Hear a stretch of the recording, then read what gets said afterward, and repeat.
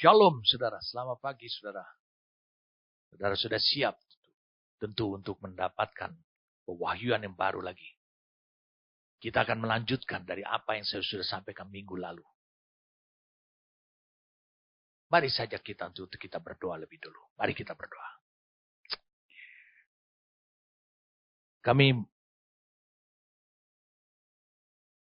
Kami tahu Tuhan, Kau berdiri atas hukum kerja-Mu. Dalam Ulangan 28 ayat 28 bahwa hal-hal yang rahasia bagimu, 29 ayat 29, tetapi hal-hal yang disingkapkan, diwahyukan, itu bagi kami umat-Mu Tuhan. Terima kasih, karena kami tidak perlu mencari pewahyuan.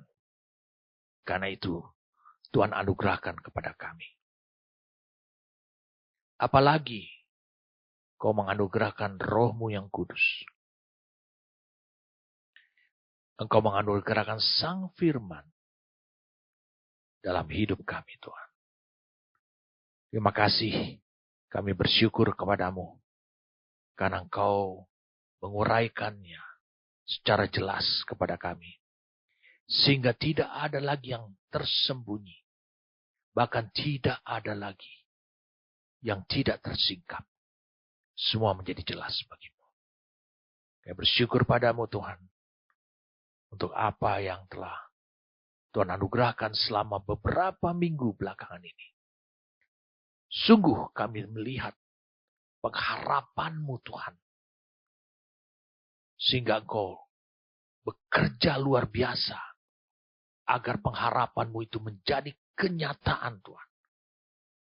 Atas hidup kami Tuhan. Lewat hidup kami Tuhan. Terima kasih kami bersyukur padamu Tuhan. Untuk kesempatan dan anugerah. Kau memberikan firman-Mu kepada kami. Kami mengucap syukur padamu. Kami sekarang siap bagi Engkau. Demi nama Tuhan kami Yesus Kristus. Amin. Kita langsung saja saudara. Kita mulai dari ayat 8. Kidung Agung 2 ayat 8. Dengarlah kekasihku. Perhatikan baik-baik. Dengarlah kekasihku. Lihatlah ia datang. Melompat-lompat di atas gunung-gunung. Meloncat-loncat di atas bukit-bukit. Kita baca lagi ayat 9. Kekasihku serupa kijang atau anak rusa. Lihatlah ia berdiri di balik dinding kita. Sambil menengok-nengok melalui tingkap-tingkap dan melihat dari kisi-kisi. Dengarlah katanya ayat 8. Kekasihku. Dengarlah kekasihku. Kemudian dilanjutkan dengan lihatlah ia datang. Melompat-lompat di atas gunung-gunung. Meloncat-loncat di atas bukit-bukit. Saudara bisa lihat. Ini ada sesuatu yang kelihatannya adalah bertentangan atau kontradiksi, paradoks. Seharusnya lihatlah kekasihku. Kemudian kita baru setelah dia mendekati, karena ia datang, barulah kita bisa mendengar. Di sini saudara bisa memahami mengapa si wanita Sunam ini. Dia mengatakan dengarlah kekasihku. Kemudian dia katakan, lihatlah ia datang. Bagaimana? Kata dengar di sini dalam King James Version digunakan kata the voice. Berarti voice itu adalah suara yang memiliki arti. Saudara bisa memahami suara itu. Kata-kata. Karena tidak dikatakan sebagai sound atau bunyi. Tapi digunakan kata voice. Jadi arti daripada suara atau voice itu adalah suara itu memiliki arti atau bermakna. Bisa dimengerti. Saudara, saya tempatkan kepada konsistensi kepada apa yang di ayat 7 dan sebelumnya. Ini bukan berarti kekasihnya itu datang mendekat kepada dia, ada di mahligai raja, di kawasan raja. Tidak. Ini masih merupakan hayalan. Apa yang bisa digambarkan dalam pikirannya si wanita Sunam ini. Saudara bisa lihat, di sini ada satu prinsip kehidupan yang telah menjadi habitat, yang telah menjadi kebiasaan, yang telah menjadi sikap dalam hidupnya si wanita Sunam ini.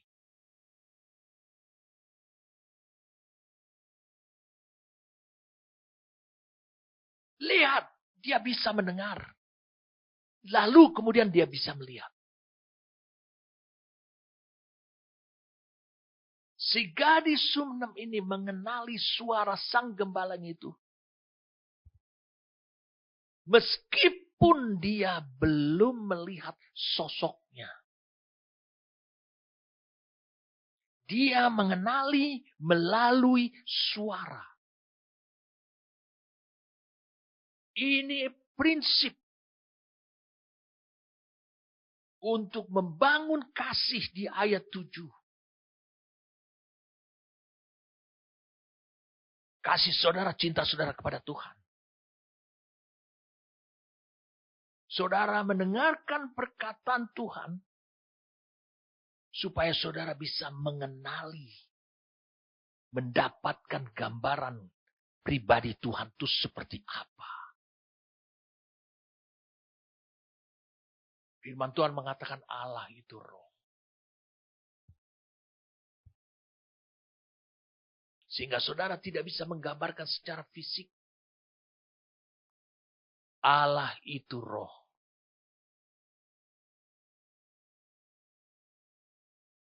Tapi nanti saya akan membawa saudara kepada apa yang ditulis oleh Rasul Paulus.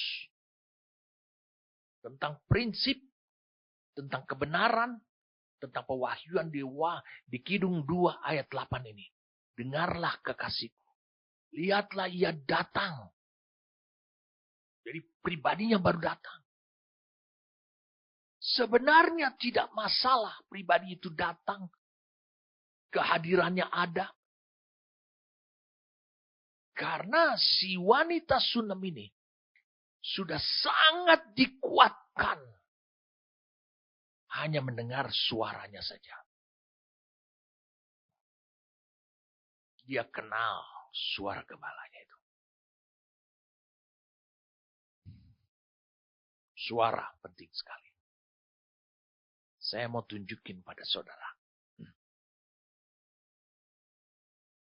Bukankah Rasul Paulus mengatakan bahwa firman itu harus menjadi firman yang bersuara. Supaya timbul iman dalam hidup saudara. Mari kita buka sekarang. Roma 10 ayat 17. Jadi iman timbul dari pendengaran. Dan pendengaran oleh firman Kristus. Digunakan kata rema. Ini adalah firman yang bersuara. Ini sama seperti adalah firman itu dari satu pribadi yang memperkatakan. Saudara mendengarnya.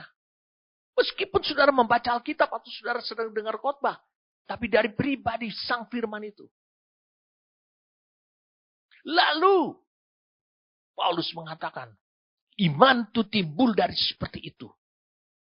Tepat seperti Kidung 2. Ayat yang ke-8 ini saudara. Kidung Agung 2. ayat yang ke-8 ini. Sungguh ini digenapi.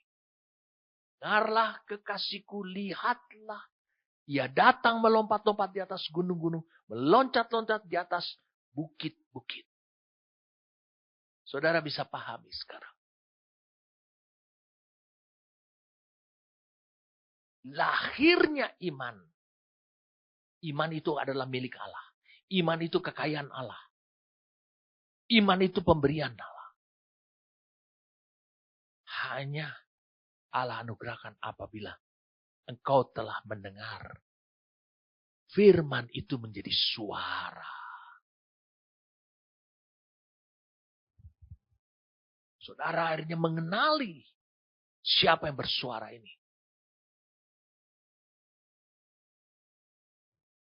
Coba saudara untuk bisa melihat. Mari kita lihat sekarang. Ibrani pasal yang ke-11.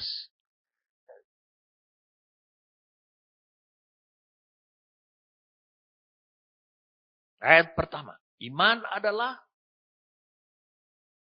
dasar dari segala sesuatu yang kita harapkan. Dan bukti dari segala sesuatu yang tidak kita lihat. Iman timbul dari firman yang bersuara. Jadi pertama kali engkau dengar. Lalu kemudian iman dianugerahkan. Dan imanmu itu engkau bisa melihat. Itu yang dimasukkan Ibrani 11 ayat 1. Dan bukti dari segala sesuatu yang tidak kita lihat. Secara fisik. Tapi engkau melihatnya. Bisakah engkau melihat Kristus duduk di tahta saat ini? Bisa. Itu yang membuat engkau tetap teguh. Berdiri teguh. Dengan iman yang teguh. Berarti prinsip si gadis Sunem ini luar biasa. Ini sama seperti diungkapkan oleh Rasul Paulus. Ribuan tahun kemudian. Atau berapa ratus tahun kemudian. Dia bilang, dengarlah kekasihku. Lihatlah ia datang. Melompat-lompat di atas gunung-gunung. Meloncat-loncat di atas bukit-bukit. Karena kekasihku serupa kijang atau anak rusa. Saudara bisa membayangkan. Dia mendengar dan dia mengetahui kepribadian daripada Kristus itu sendiri. Dia melihat. Dia mendapatkan bukti. Tidak perlu bukti itu pada dirinya. Kasihnya dia pada dirinya. Kesian dia pada dirinya. Tidak. Dia sudah melihat. Dia percaya. Sebegitulah. Sebegitulah Kristus itu.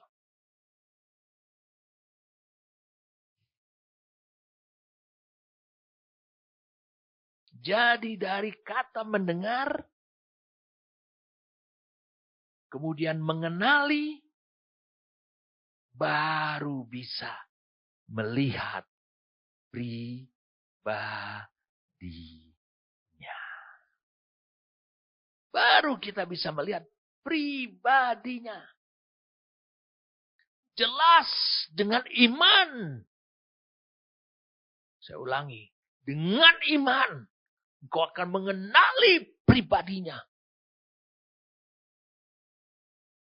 Yang sekarang duduk di atas tahta. Inilah kekuatan daripada si wanita Sunem tersebut. Dia teguh.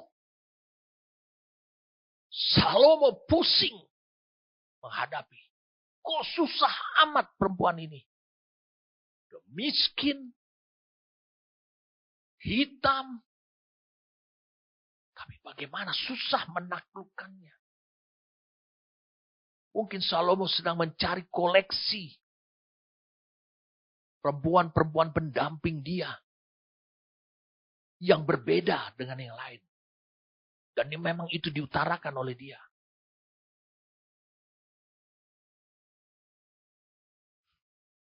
Tapi saya mau beritahu saja. Apakah Salomo berhasil sampai pasal 8 Kidung Agung? Saya mau beritahu pada saudara. Dia upayakan. Sampai kepada hal-hal yang saudara akan kaget. Saudara juga akan mengalami pencobaan seperti itu. Kalau saudara sudah menjadi kekasih Tuhan, akan mengalami yang sama. Mari kita lanjutkan lagi. Di Wahyu pasal 1, pengalaman Yohanes, Rasul Yohanes. Wahyu pasal 1.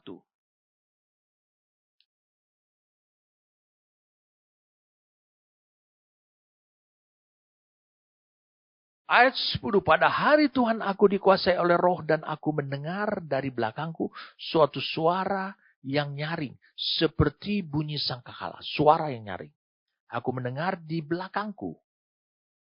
Kemudian kita lihat ayat 12-nya. Lalu aku berpaling untuk melihat suara yang berbicara kepadaku. Dan setelah aku berpaling, tampaklah kepadaku 7 kaki dian dan dari emas. Saudara bisa lihat, pahami. Dikuasai oleh roh. Apa arti dikuasai oleh roh? Rasul Yohanes dipindahkan ke suatu alam, yaitu alamnya Allah, untuk bisa melihat kejelasan Kristus yang sudah duduk di atas tahta Allah. Itu Yohanes. Meskipun secara fisik dia sedang ditawan di pulau Patmos. Tapi dia dikuasai oleh roh untuk dipindahkan. Nah, prosesi ini hanya membuat saudara, yang akan memampukan saudara hanya lewat iman.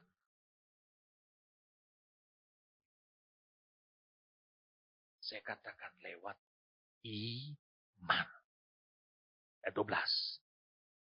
Kemudian dikatakan dan di tengah-tengah kaki ini. Lalu aku berpaling untuk melihat suara yang berbicara kepada. Dan setelah aku berpaling, tampaklah kepadaku 7 kaki dian dari emas. Saudara harus belajar setiap saat. Peka terhadap suara Tuhan. Maka Tuhan akan membangun dalam hidup saudara suatu pengenalan. Seperti saudara bisa mengenali identitas wajah daripada Kristus Allah itu. Itu akan terbangun. Apa yang terbangun? Pengenalan akan Allah. Sehingga saudara dengan mudah setiap saat bisa mengenali Kristus, mengenali Allah, mengenali Roh Kudus yang adalah roh. Dan di tengah-tengah kaki dian itu ada seorang serupa anak manusia berpakaian jubah yang panjangnya sampai di kaki dan dadanya berlilitkan ikat pinggang dari emas. Kepala dan rambutnya putih bagaikan bulu putih, bulu yang putih metah, dan matanya bagaikan nyala api.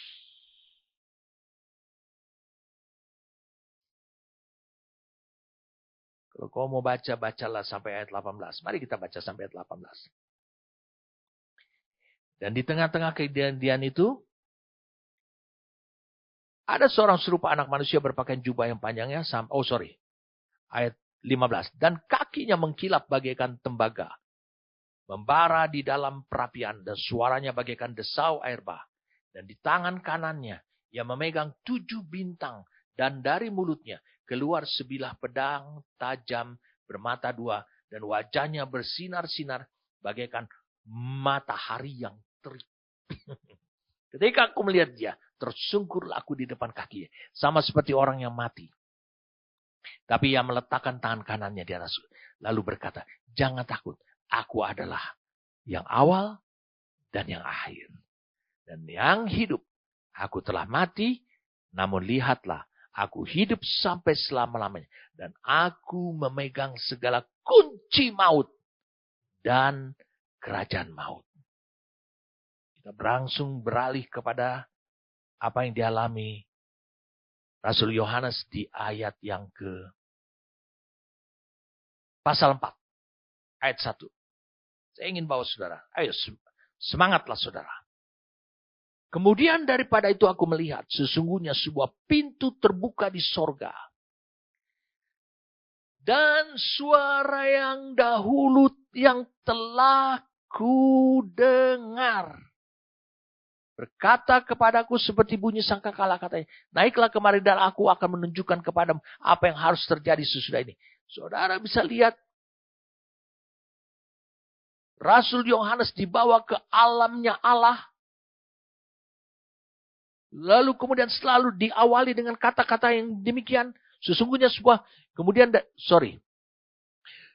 di kata-kata ini, sesungguhnya sebuah pintu terbuka di sorga dan suara yang dahulu telah kudengar. Suara yang dahulu telah kudengar. Suara penting sekali buat saudara. Saudara harus membiasakan dengan suara Tuhan. Bukan hanya sekedar membaca firman. Sampai firman itu bersuara. Mengapa firman itu tidak bersuara? Karena saudara tidak bertelinga.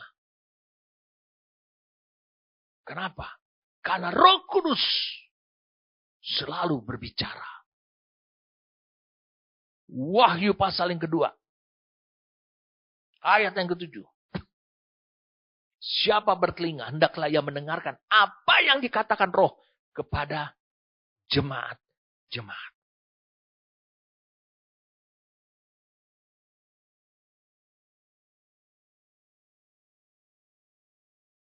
Apa yang telah dikatakan?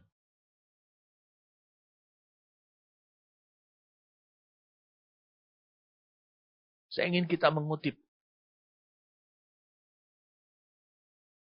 dalam Alkitab lain.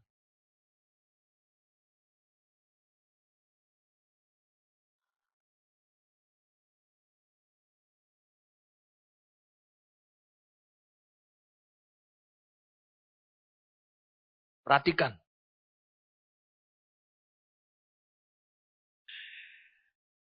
Kita buka dalam New King James Version.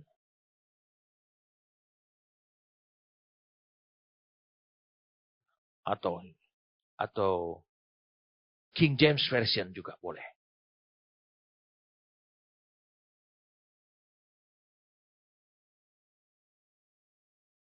Ya. Mari kita buka sekarang.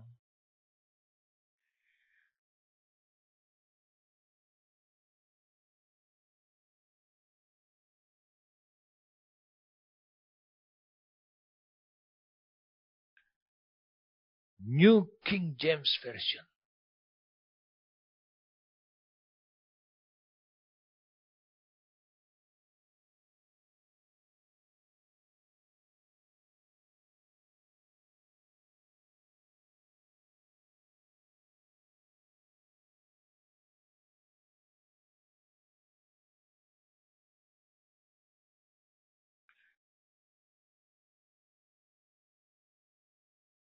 New King James Version. Kita baca sekarang Revelation atau Wahyu 2 ayat yang ke-7. You have ears, then listen to what the Spirit says to the churches.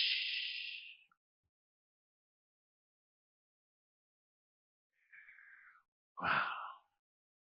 Digunakan kata the Spirit says.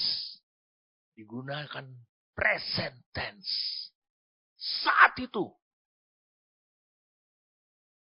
Mengapa dalam kehidupan banyak orang sulit mendengarkan ketika dia membaca Mendengarkan ketika dia mendengarkan khotbah. Suara buat hidupnya. Adalah karena dia tidak bertelinga. Telinga ini adalah karena pikirannya memblok. Menutup pintu. Bagi suara Roh Kudus. Bagi pendapat yang dibawa oleh Tuhan lewat Roh Kudus. Dia bersikukuh pada opininya dia.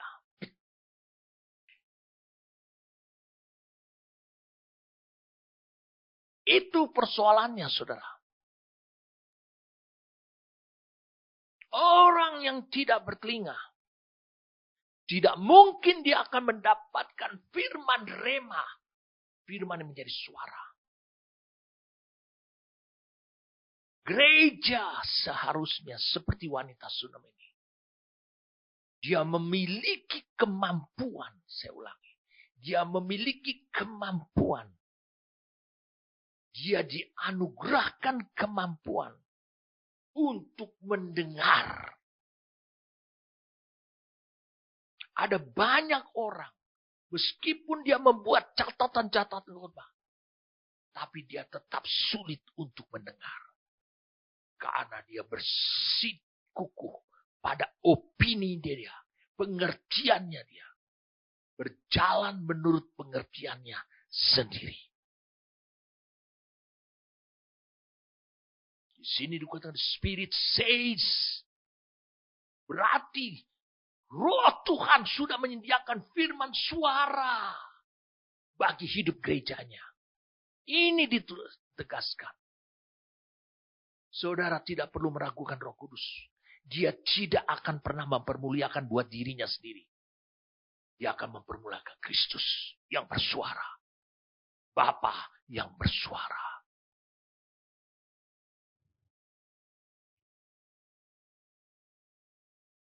Dengarlah. Ini yang pertama. Hawa yang terakhir. Memiliki kemampuan. Karena dia disebut adalah gereja kekasih Tuhan. Memiliki kemampuan. Untuk mendengar suara.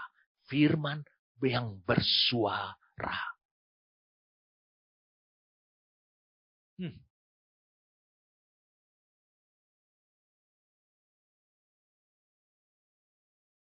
Wow, luar biasa saudara. Semakin clear saudara. Karena tanpa firman itu bersuara, tidak akan ada iman. Tanpa firman itu bersuara, saudara tidak mampu untuk bisa melihat, mengenali pribadi Kristus. Lihat, dengarlah kekasihku. Lihatlah ia datang melompat-lompat. Dia langsung bisa mengidentifikasikan sifat daripada sang kekasihnya itu. Itu seperti anak rusa, kijang, yang melompat-lompat di atas gunung, meloncat-loncat di atas bukit. Ini berbicara tentang orang yang pribadi yang dengan hati nurani yang murni, ketulusan, kemurnian, kebebasan, lincah, riang.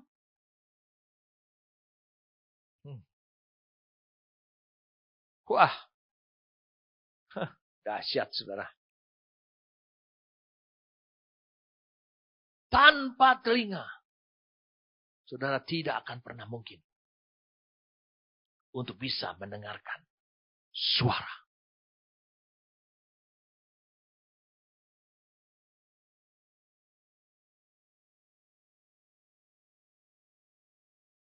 Saudara, apa yang saudara pahami?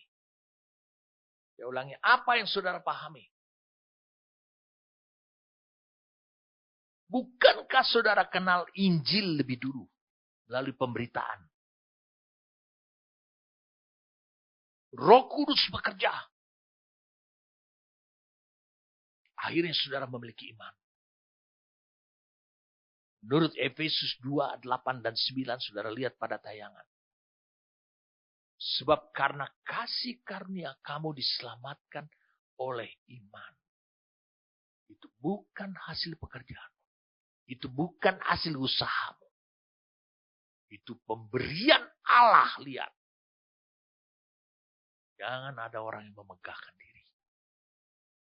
Wow, ini benar-benar klop sekarang. Allah tidak punya jalan yang lain untuk menganugerahkan iman kepada saudara tanpa firman bersuara. Saudara kenal Injil, bertobat, terima Tuhan Yesus, baru memiliki iman untuk percaya. Teguh.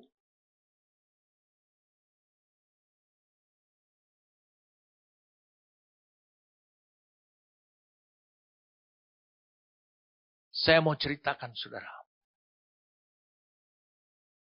Yesus pernah bernubuat. Dan itu terjadi saat ini. Bahwa akan ada satu generasi setelah dia naik ke surga.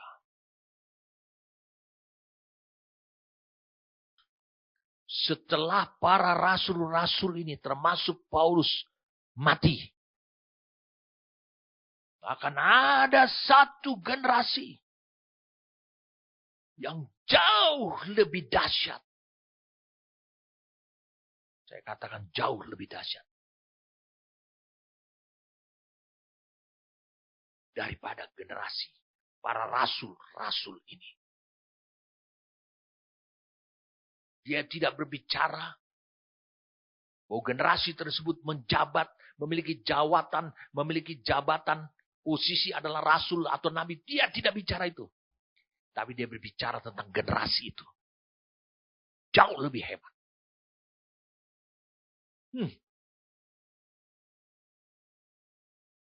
Wow. Saudara tentu sekarang bertanya, siapa generasi itu? Saya mau tunjukin pada saudara.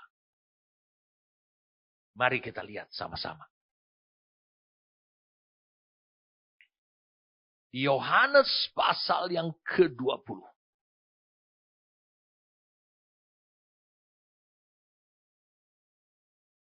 Yohanes pasal yang ke-20.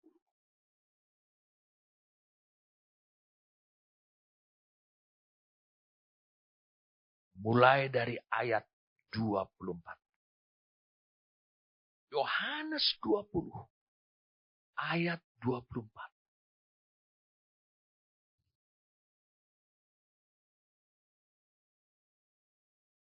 Tetapi Thomas, seorang dari ke-12 murid itu yang disebut Didimus, tidak ada bersama-sama mereka ketika Yesus datang ke situ. Ini ke danau, ke rumah. Ke rumah tempat biasa mereka berkumpul. Maka kata murid-murid yang lain itu kepadanya, kami telah melihat Tuhan. Lihat, perhatikan Thomas. Tetapi Thomas berkata kepada mereka, sebelum aku melihat bekas paku pada tangannya, dan sebelum aku mencucukkan jariku ke dalam bekas paku itu, dan mencucukkan tanganku ke dalam lambungnya, sekali-kali aku tidak akan percaya.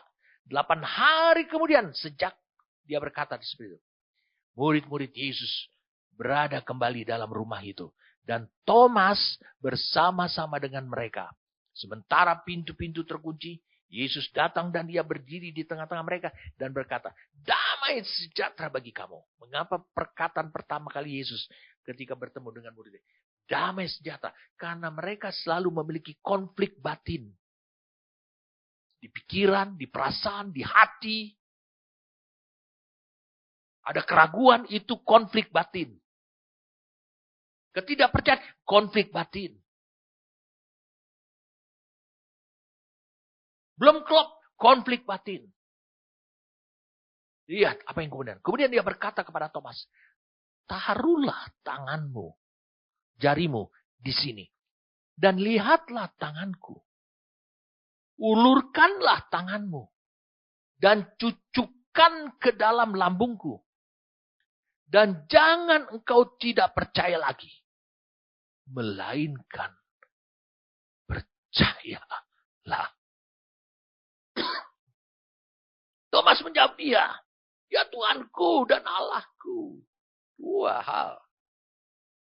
Mulai mengenali Tuhan. Atas teguran Tuhan ini.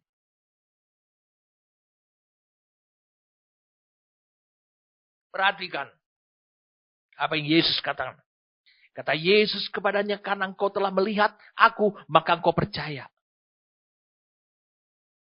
Kata Yesus kepadanya, karena engkau telah melihat aku, maka engkau percaya. Kemudian Yesus menyebutkan satu generasi yang lebih hebat daripada para rasul itu. Karena mereka melihat, baru mereka percaya. Bukankah Yesus telah mengucapkan 4 kali bahwa dia akan mati. Dia akan menderita. Disalibkan. Mati. Bangkit. 4 kali. Setahu saya temukan 4 kali. Dia telah mengatakannya. Mereka tidak ada mendengar. Mereka menganggap itu celotehan Yesus. Itu bukan firman suara. Makanya mereka tidak bisa melihat. Tidak bisa mengenali Tuhan. Tapi di ayat 29 ini saya katakan hari ini kepada saudara. Dia menyebutkan satu generasi. Generasi yang lebih dahsyat dari para murid-muridnya ini. Dari para rasul.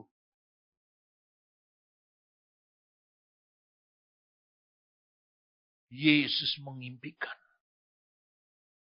Dikatakan berbahagialah. Sebenarnya kata berbahagia di sini. Ini lebih tepat dikatakan diberkatilah. Wah. Kita sedang menjelaskan Kidung 2 ayat 8 tentang Hawa yang terakhir. Gereja yang diharapkan Tuhan. Sekarang saya mau menyampaikan nubuatan. Apa yang Yesus katakan 2000 tahun lalu. Itu sedang digenapi. Sedang terjadi. Generasi itu telah muncul. Dan siapa salah satu dari generasi itu adalah saya. Saya adalah generasi yang dimaksudkan oleh Tuhan. Dan sebagian daripada saudara. Diberkatilah. Atau berbahagialah mereka yang tidak melihat. Namun percaya. Kebalikan dari apa yang terjadi dengan para murid-murid Kristus.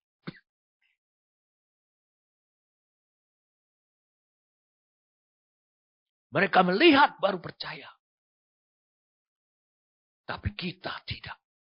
Saya tidak. Inilah yang dimaksudkan oleh Yesus.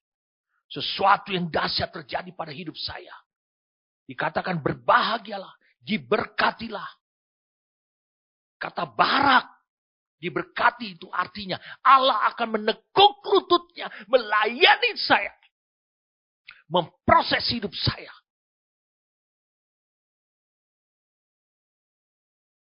Itu kata barak. Kata barak artinya adalah menekuk lutut.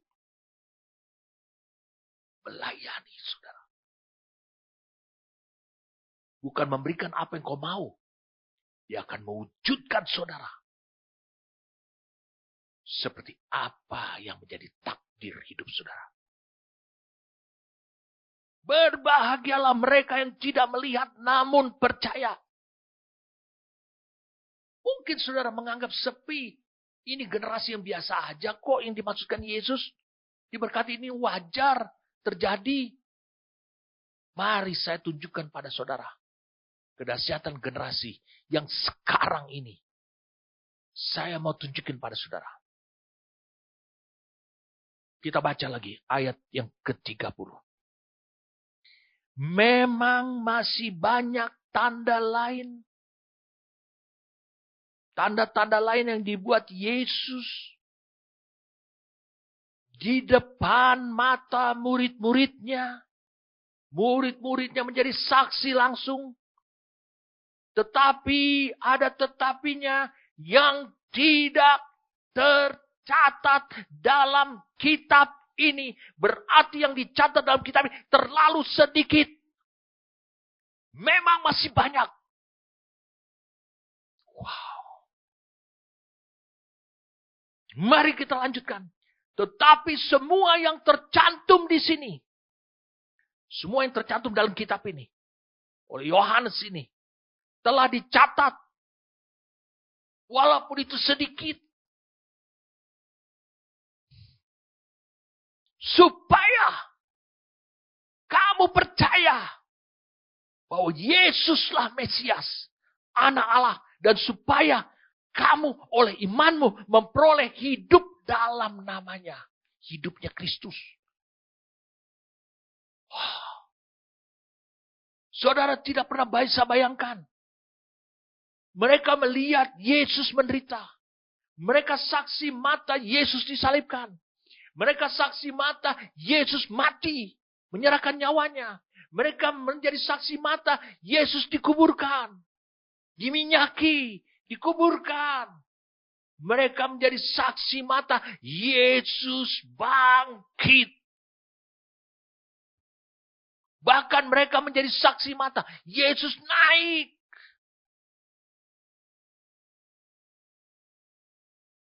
Tapi Yesus, lihat, Allah Bapa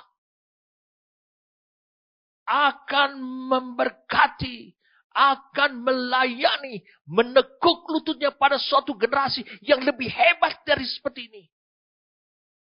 Yaitu generasi yang menjadi percaya. Karena mereka tidak melihat. Meski mereka tidak melihat. Aku menggotong salibku di jalan Via Dolorosa menuju Golgota.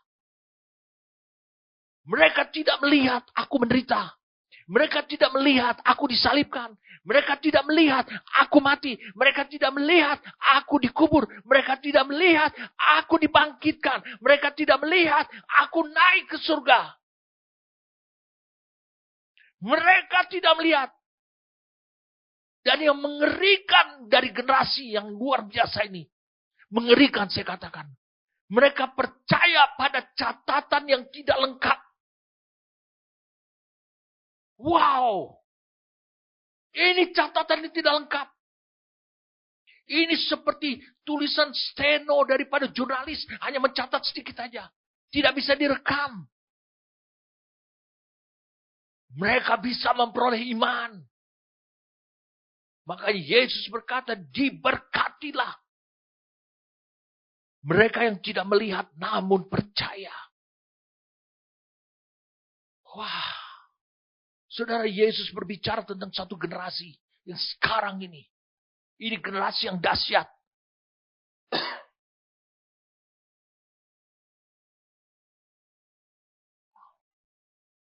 Tidakkah engkau sadar? Emangnya kau tahu dari siapa? Dari pemberitaan orang-orang turun-temurun. Dan kau tidak ada di TPA.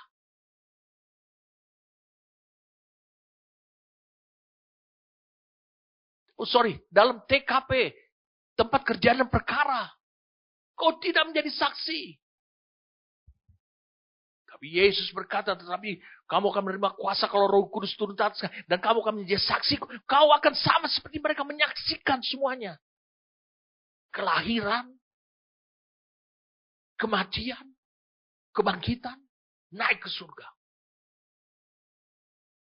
Sama. Dari mana kita memulainya? Dari catatan yang gak lengkap. Bagaimana hamba Tuhan yang pertama sejak Rasul Paulus, para rasul dan Rasul Paulus, kemudian diteruskan orang lain. Bagaimana kalau terjadi kesesatan? Bagaimana kalau ini menyimpang? Sampai akhirnya Injil itu datang kepada saya. Ada orang yang memberitakan kepada saya. Bahkan yang memberitakan Injil kepada saya aja belum bertobat. Dari pacarnya. Dari rokok. Dari kebiasaan yang buruk. Dia memberitakan Injil. Mengapa saya bisa percaya pada ucapan orang itu? Dan dia mengungkapkan. Ada catatan yang tidak lengkap. Dia beritakan kepada saya. Tapi saya percaya. Yesus adalah Mesias. Sang Juru Selamat. Jadi saudara lihat. Yesus 2000 tahun yang lalu. Dia melompat jauh ke depan. Melihat saudara. Ini generasi. Gereja yang diharapkan Tuhan. Sebagai kekasihnya. Kenapa? Mereka mendengar. Lalu mereka melihat. Mereka mendengar. Percaya. Punya iman. Wow.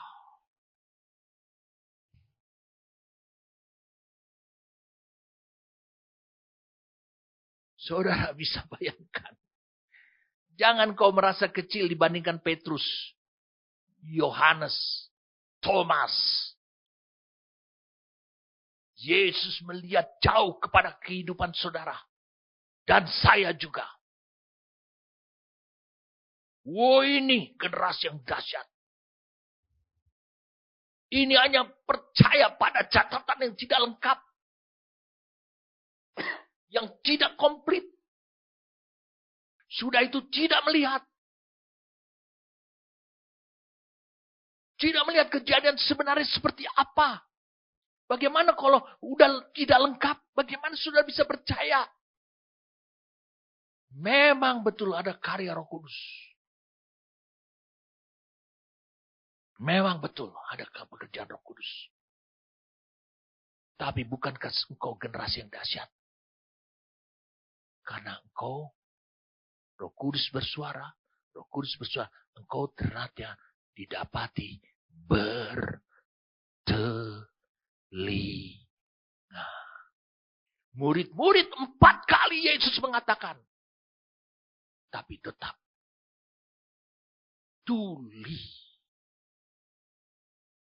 Tidak bertelinga.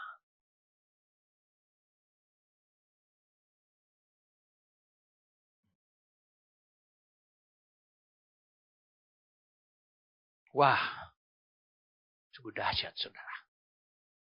Saudara baru bisa mengerti ini pengharapan Tuhan. Gereja yang diharapkan Tuhan sebagai kekasihnya. Ada gereja yang hidup dalam prinsip seperti ini. Dengarlah kekasihku. Lihatlah ia datang. Ternyata ini bukan hanya sekedar syair biasa. Kristus dikenal lewat Injil. Tapi saya mau beritahu pada saudara.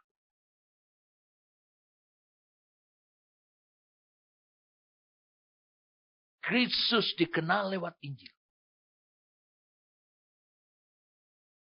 Dan saya mau beritahu pada saudaraku. Injil apapun juga.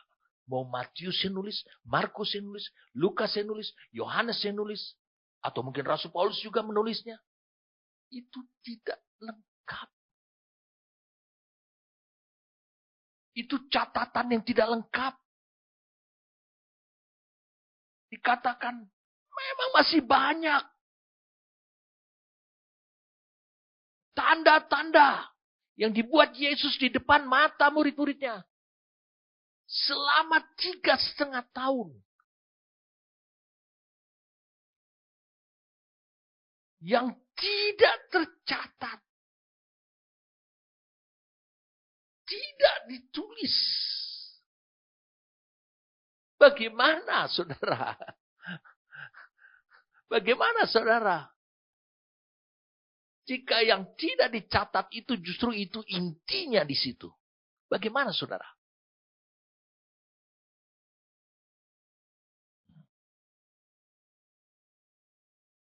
Tapi Yesus dan tegas mengatakan, berbahagialah, diberkatilah, Bapa akan menekuk lututnya, melayani orang-orang yang tidak melihat, tapi percaya. Itu generasi yang dahsyat. Jadi Tuhan akan melayani, memperhamba dirinya untuk mewujudkan takdir hidup saudara sebagai the last generation. Generasi terakhir daripada yang disebut Kristus itu. Namun saudara percaya, saya waktu merenungkan ayat 30 dan 31 Yohanes 20 ini, saya tidak terbayangkan.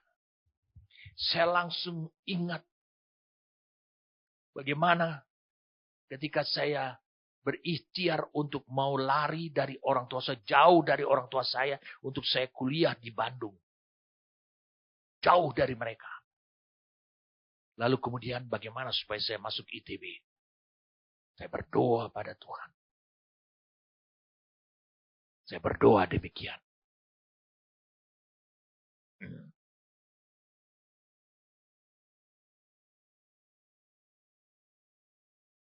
Tuhan, kabulkanlah saya untuk saya masuk di perguruan tinggi ITB ini. Nanti apa saja yang kau kendaki atas hidupku, pada hidupku, dari hidupku, aku akan penuhi. Aku akan lakukan.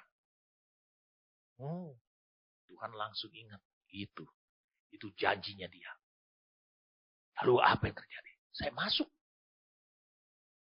Wow. Ketika saya masuk, saya bertobat. Saya putuskan pacar saya. Saya tinggalkan hidup lama saya. Kebiasaan saya yang buruk. Dosa-dosa yang saya lakukan. Saya tinggalkan. Saya ketika menemukan Yohanes 20 ayat 30 dan 31 ini, saya kata, wow. Luar biasa. Itu bisa tergenapi pada saya. Sayakah yang dimaksudkan oleh Kristus 2000 tahun yang lalu? Adakah dia sudah melihat saya? Ya.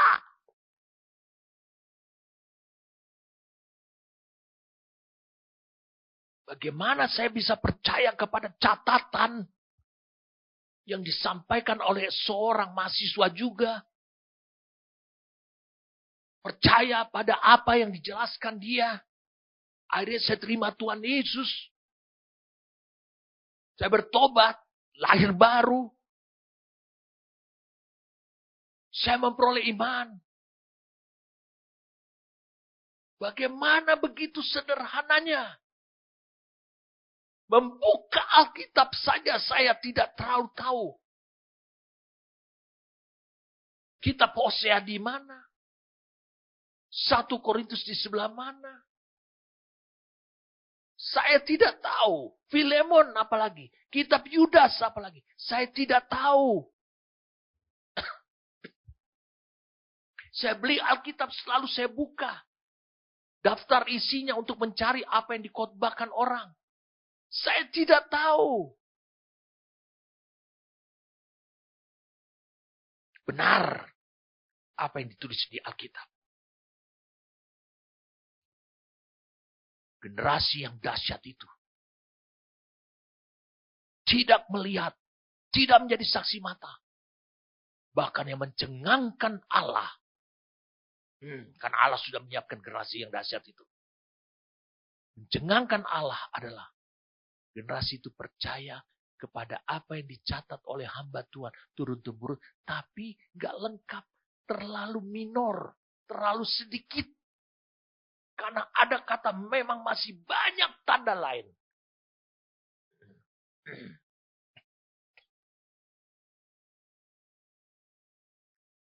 Wah. Sulit kita mengakhirinya, saudara. Hati saya, roh saya menyala-nyala. Karena Yesus bernubuat tentang hidupnya saya. Di zamannya saya. Ini generasi yang dahsyat.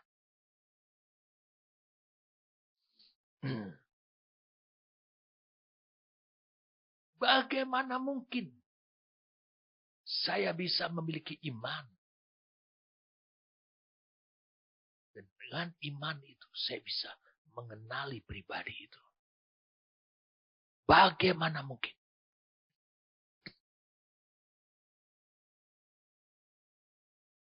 Lihatlah kemudian. Dengarlah kekasihku, lihatlah. Ia datang, melompat-lompat di atas gunung-gunung, meloncat-loncat di atas bukit. Ini kan sifatnya kijang dan anak rusa. Saudara bisa mengenal sifat dan karakternya Allah. Wow. Saya hanya mau beritahu pada saudara. Hanya generasi Yohanes 20 ayat 29 sampai 31. Generasi itu saja. Generasi yang disebutkan oleh Yesus itu saja. Dia bisa melihat pribadi Tuhan tersebut secara jelas. Seperti apa? Wujudnya seperti apa? Secara jelas. Bukankah semua itu berawal dari firman yang bersuara? Bukankah semua itu karena Allah telah menyediakan telinga. Bukan telinga ini secara fisik. Telinga yang mampu. Telinga ini adalah kemampuan untuk mendengarkan suara roh.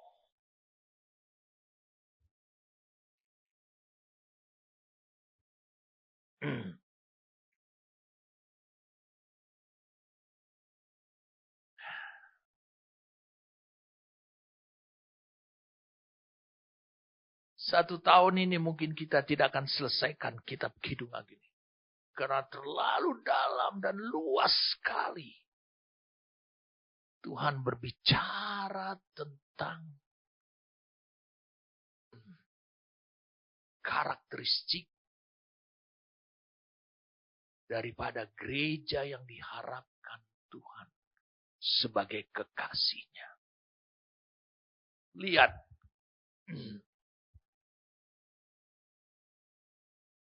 Dikatakan, kenapa dia melompat-lompat? Ketika engkau melihat dia melompat-lompat. Di atas gunung-gunung, meloncat-loncat di atas bukit-bukit. Karena, saudara bisa lihat. Meskipun dia di atas gunung-gunung. Di atas bukit-bukit itu satu gambaran, satu posisi yang sangat tinggi. Tapi saudara bisa melihat. Mengenali. Ya. Seperti itu kekasihmu.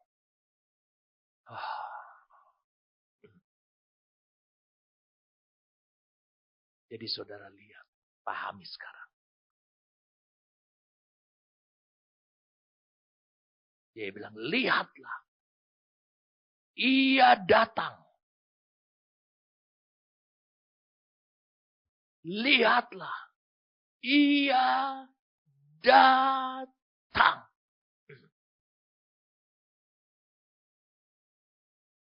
Saudara bisa memahami mengapa digunakan ia datang.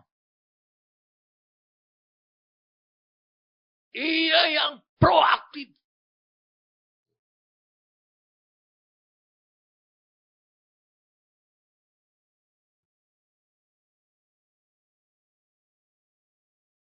Yesus itu proaktif. Yesus itu yang mendatangi para murid-muridnya.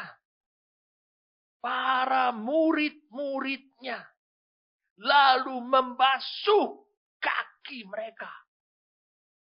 Menyekanya, mencuci kaki mereka.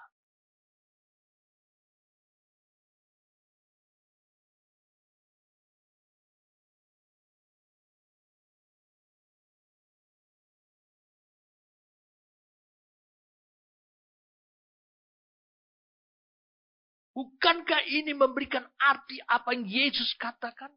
Yohanes 20 tadi. Ayat yang ke-29 sampai 31. Berbahagialah. Dikatakan berbahagialah. Berbahagia apa? Mereka berbahagialah. Mereka yang tidak melihat namun percaya. Dan kata lain, Allah akan meneguk lututnya, menghampiri, mendatangi. Tidak perlu kau berdoa, oh Tuhan, Tuhan, tolong Tuhan, tolong. Lalu kemudian Allah baru datang. Tidak. Hanya khusus buat generasi yang seperti ini. Allah yang akan berinisiatif. Saya katakan Allah akan berinisiatif. Berinisiatif apa? Berinisiatif apa, saudara? Berinisiatif mendatangi saudara. Berinisiatif selalu tersedia buat saudara.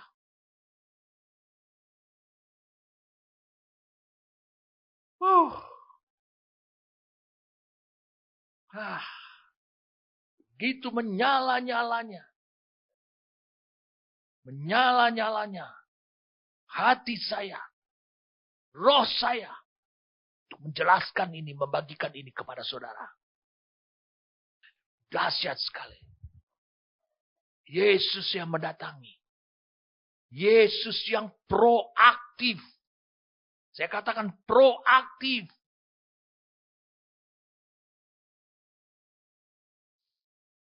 Jadi saudara tidak perlu ragu. Tidak perlu menunggu. Kalau saudara adalah generasi yang dimaksudkan oleh Tuhan. Maka Allah yang akan proaktif untuk hidup saudara.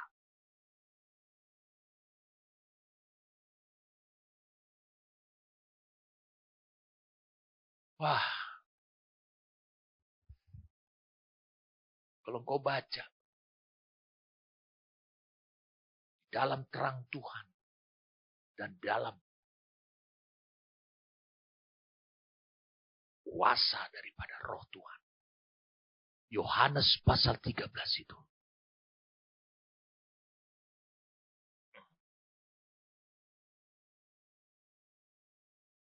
Itu yang akan diperbuat oleh Allah. Oleh Kristus. Kepada siapa saja. Yang termasuk pada generasi yang disebutkan oleh Yesus. Dalam Yohanes 20 ayat 29. Dengan uraian catatan adalah Yohanes 20 ayat 30 dan 31.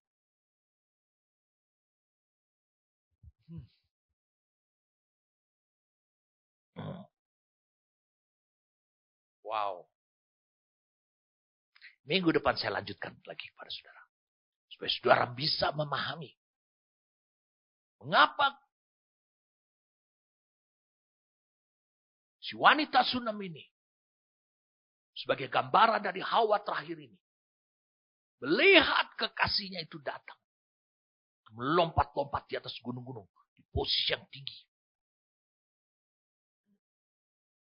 Bahkan kekasihnya itu seperti kijang anak rusa. Dikatakan di ayat 9-nya. Mengapa? Saudara akan mengerti. Minggu depan dahsyat sekali apa yang saya mau sampaikan.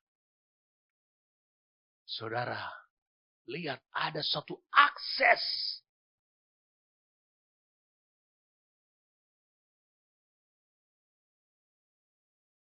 Meski Yesus harus mentaati Bapa, dia duduk sebelah kanan Bapa. Dia duduk, dia nggak boleh pergi ke bumi ini. Semua atas kehendak Bapa. Tetapi sudah dibangun satu akses kepada hidup saudara langsung. Saudara bisa ke dia. Kristus juga bisa ke saudara. Minggu depan. Saudara lihat. Wow. Ini generasi yang mencengangkan. Ini generasi yang dinanti-nantikan. Ini generasi yang disebut adalah generasi iman. Ini yang disebut dengan keturunan Abraham. Yang oleh iman. Ini generasi yang dimaksudkan itu.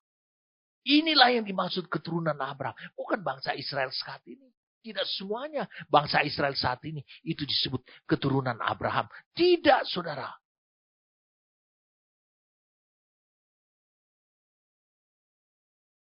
Mari kita lihat satu ayat.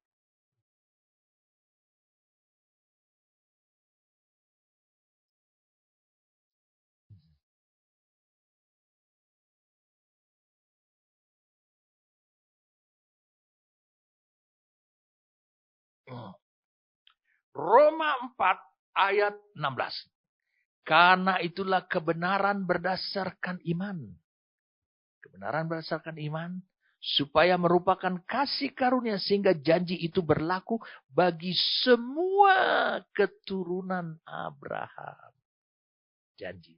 Bukan hanya bagi mereka yang hidup dari hukum Taurat. Tetapi juga bagi mereka yang hidup dari iman Abraham. Sebab Abraham adalah bapa ke kita semua.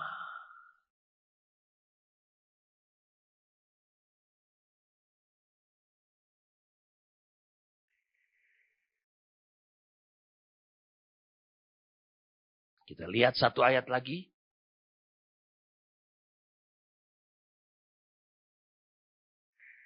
Dalam Galatia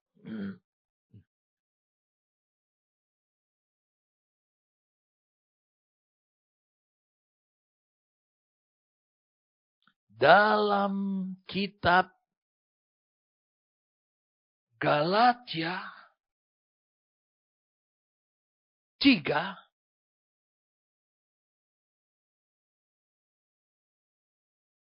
ayat 14.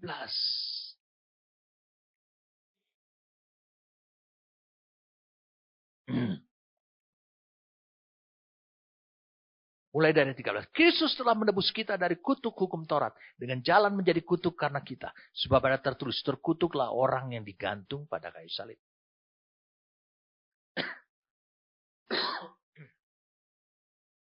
Yesus Kristus telah membuat ini jadi kutuk.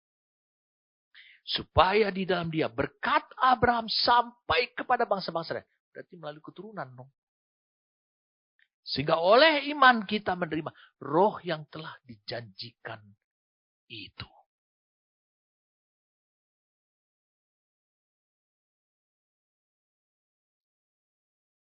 Jadi generasi ini, itu generasi yang dimaksudkan oleh Tuhan. Sejak 2000 tahun yang lalu. Orang berdebat di Israel. Orang Yahudi berdebat, oh kami keturunan Abraham, kami keturunan Abraham. Oke, silakan, betul. Secara lahiriah, secara hukum Taurat, iya oke, boleh saja. Kau menyebut dirimu keturunan Abraham, kita bikin semua orang jadi senang. Tapi yang dimaksudkan oleh Allah, ada satu generasi. Mengapa?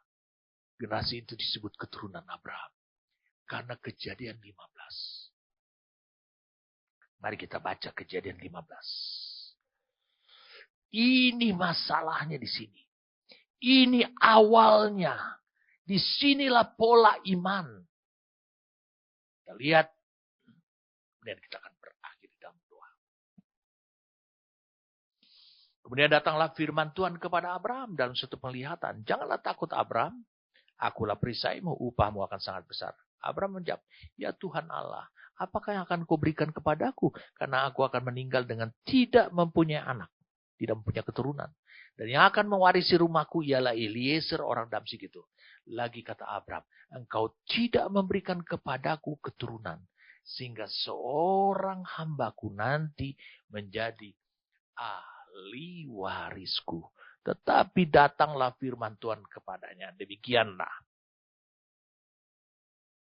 Orang ini tidak akan menjadi ahli warismu. Melainkan anak kandungmu. Dialah yang akan menjadi ahli warismu. Anak kandungmu. Lalu Tuhan membawa Abraham keluar. Serta berfirman, coba lihat ke langit. Hitunglah bintang-bintang. Jika engkau dapat menghitungnya, maka firman-Nya kepadanya. Demikianlah banyaknya nanti keturunan. Demikianlah banyaknya nanti keturunanmu. Jumlah bintang-bintang itu sudah termasuk saya nanti ada di situ. Dalam hitungan. Diperhitungkan oleh Allah. Lalu dikatakan ayat 6. Percayalah Abraham kepada Tuhan. Maka Tuhan memperhitungkan hal itu kepada sebagai kebenaran. Abraham dengan pikiran, perasaannya. Dia menerima firman. Maka Allah melihat posisi Abraham, pikirannya, hatinya, perasaannya berada pada kebenaran. Tempat yang tepat yang diharapkan oleh Tuhan. Ayat 6 ini, landasan diperhitungkan kepada kebenaran, kita sudah baca tadi. Itulah iman yang dianugerahkan. Jadi kalau kita kembali lagi di dalam Kidung Agung 2 ayat 8. Dengarlah kekasihku. Lihatlah ia datang melompat-lompat di atas gunung-gunung. Meloncat-loncat di atas bukit-bukit. Wow. Ini adalah prinsip yang dihidupi oleh gereja sebagai kekasih Tuhan. Dia mendengar dari firman suara. Dia melihat dengan iman.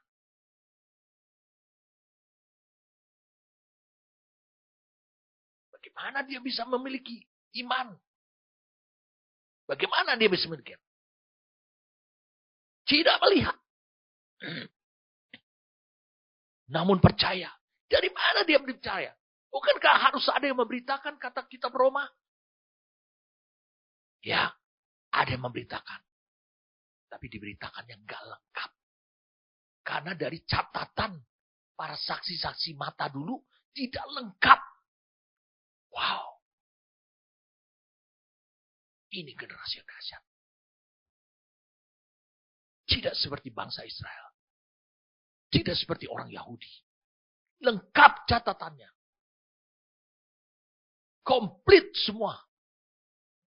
Orang-orang saksi mata mereka masih turun-temurun terus memberitakan, menceritakan. Tetapi mereka tetap tidak percaya. Ini generasi yang dahsyat.